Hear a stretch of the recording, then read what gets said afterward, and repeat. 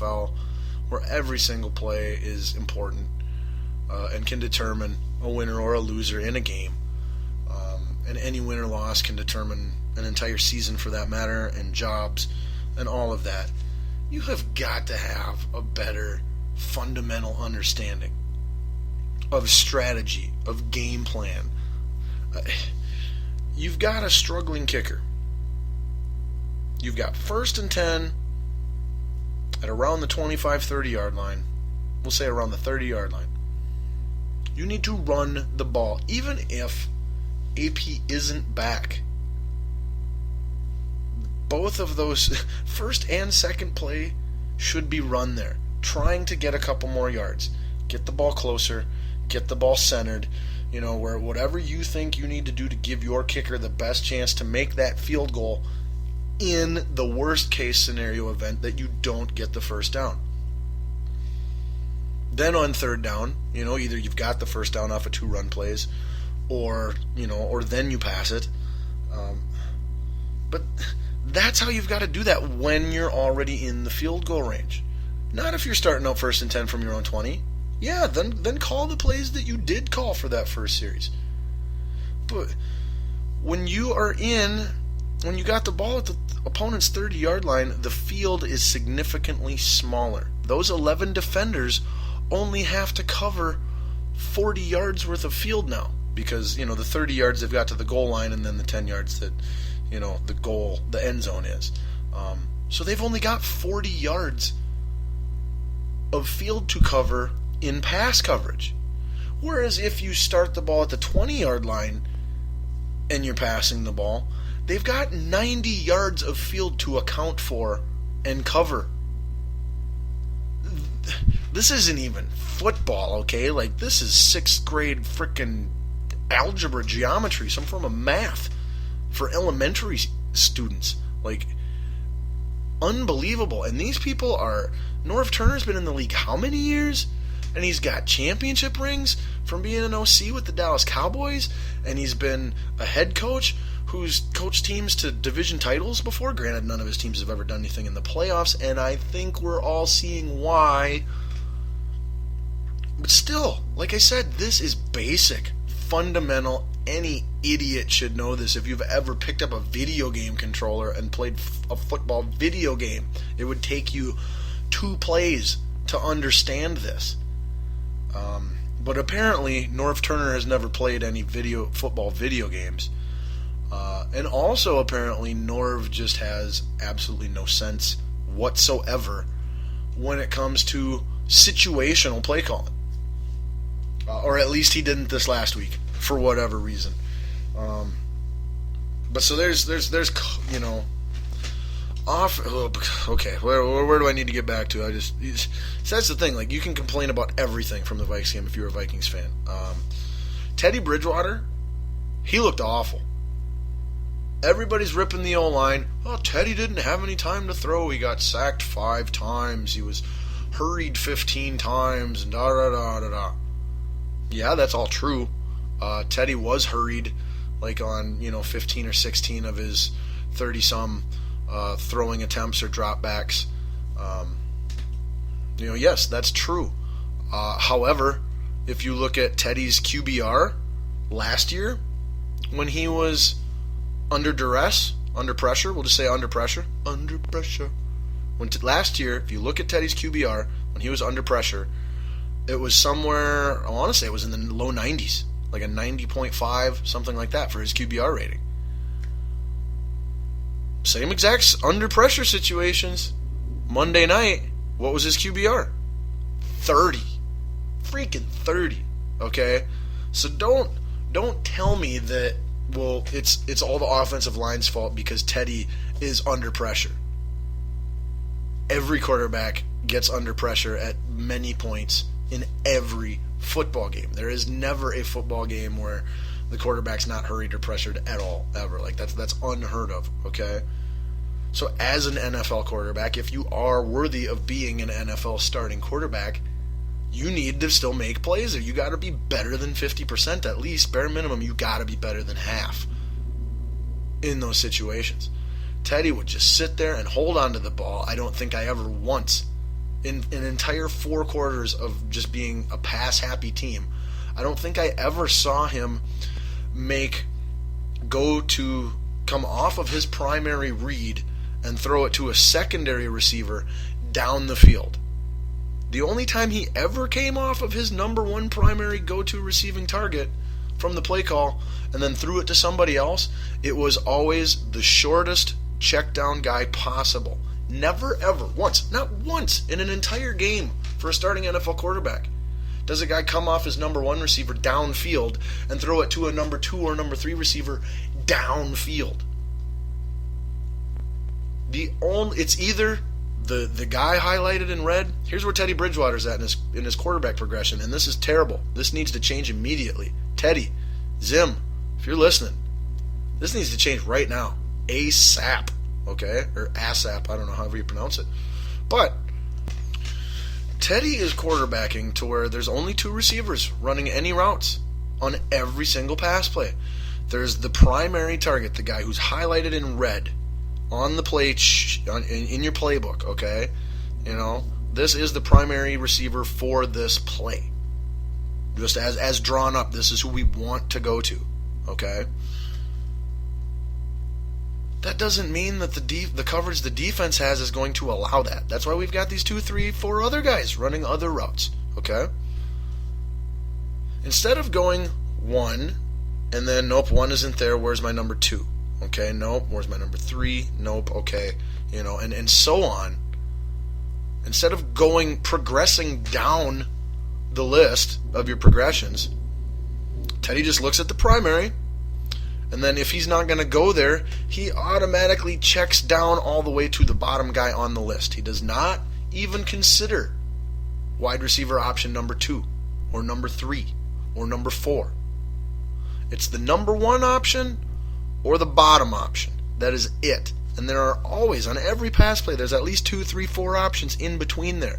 Teddy isn't even considering, he's not even aware of these options, I don't think. I literally don't think he's even aware of these options. I think he thinks that everyone other than those 2 receivers are running routes to get people away, to get defenders away from, you know, where he wants to throw the ball. And we just kept doing it. So Teddy played awful. In fact, as an elite football mind, one of the most elite football minds here in the state of Minnesota, let me clarify for you right now. Teddy Bridgewater played worse than the offensive line did last night. Yes, that is correct. On a scale of 1 to 10, 1 being terrible and 10 being perfect, the offensive line did not play good. They played at, you know, somewhere between a 4. We'll give them a 4. Somewhere in there, anywhere between 3 and 5. I think it's arguable. You couldn't give them better than a 5. I mean, don't get me wrong. The offensive line was not good. But the offensive line was not the first or second or third most significant reasons we lost that football game. And if you disagree, then you're not an elite football mind and you don't know as much about football as you think. And you need somebody like me or an actual football coach, you know, someone like that to sit down with you and actually go through it really slowly, you know. And the beauty of that is you can do that nowadays, a la the wonder of DVR. If you have DVR on your TV that you watch football on, you have no excuse whatsoever to not be able to understand the X's and O's of the game of football. All you gotta do is rewind, hit pause, maybe slow motion. Okay, rewind again, pause, slow motion. Like, it's that easy, and it's not hard. This is not hard stuff. It doesn't require Rhodes Scholars to game plan and strategize and play call a football game. Any knucklehead, you know, with eyes and ears and a brain who's open to learning and understanding it could do it. That's our problem right now with our coaching staff. And every NFL coaching staff, for that matter. Every NCAA coaching staff, for that matter. All these coaches are so closed. They are so closed to themselves learning anything more about the game of football. They think that because they're the leader and the teachers, that it's not on them to learn anymore. It's just on them to teach. And I already know everything. That's how I got the job. And so now it's up to me to teach that to everyone. That's horrible. You're being hypocritical. You're telling your players to constantly get better and learn and grow and improve. What are you doing to do that as a coach? Tell me. Show me. Because I see nothing. I see absolutely nothing. That's not to say there is nothing. I don't know. I'm just telling you what I see, what I feel. So again, to get kind of back where I started this tantrum on, the offensive line does deserve blame. They did not play good. On a scale of 1 to 10, 10 being perfect, I would give them somewhere between a 3 and a 5. We'll give them a 4. However, for the record, any intelligent football mind would be able to watch that entire game and tell you that Teddy played even worse than the offensive line. Teddy's play would be between a 2 and a 3. If the O-line was a 4, and that's the grade we're giving them on a scale of 1 to 10, Teddy's grade is a 3. And like I said, you could argue for 2. I don't think he was a worst as it gets 1. There was a stretch where he had 9, 10, 11 completions in a row.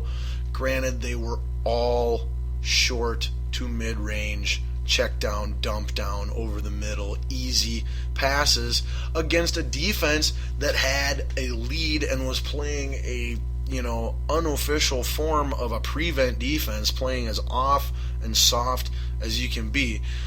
So that did not impress me one bit. Nothing of that 11 completed passes in a row streak impressed me one bit, because not one of them, not a single one, was a difficult throw. Not one. However, of his incompletions and the interception, you know how many of those were easy throws that he just missed? About half of them. The interception was pathetic. He did get hit after the ball got out of his hands, but when he was delivering the ball, there was nobody within a yard of him. He had both feet firmly planted and was able to completely get the throw off unaffected by the defenders at all. They didn't bat his arm as he was throwing it. They didn't tip the pass or anything like that. He just overthrew a wide open guy who was 25 yards down the field by 5 to 10 yards and put it right in the hands of their safety, because Teddy Bridgewater can't throw an accurate football past 15 yards. He's got Peyton Manning disease. The guy, it's just like I throw freaking lawn darts more accurately through the air a great distance than Teddy Bridgewater throws a football. So lots of things for Teddy to work on. I could not have been more disappointed with Teddy in last night's game. Again, that's not to say it was completely worthless. I didn't give him a 1, but he only got a 2 or a 3. It was about as bad as he was about as bad as he could be. There's only a little bit of room left for him to go down and be much worse. Whereas with the offensive line, honestly, they could have played quite a bit worse. Khalil actually had a fairly decent game over at left tackle. Clemmings did decent, for quite a bit, starting at right tackle. Fusco, you can tell, is adjusting to the new assignments and just the differences of being a right guard to now going to the left side and being the left guard. And then you had your obvious gaping weaknesses, at center and right guard with Berger and Mike Harris. It is my theory still, and I've been preaching this for weeks now, I don't understand why Mike Harris is a starting offensive lineman on this team. Never at any point in time has he been good enough to be the starting right guard on this team at all. David Yankee should be in there at starting right guard before Mike Harris. Yankee actually is a guard. Mike Harris is a converted tackle from last year who didn't even do that decent at that. The only reason that he's got any experience from last season is because of injuries that happened to other guys. He didn't gain experience by being a good football player and, training and really, wow, look at this guy at practice. He's doing awesome. That's not how he got the job. It's not how we got the job last year. It's not how we got the job this year.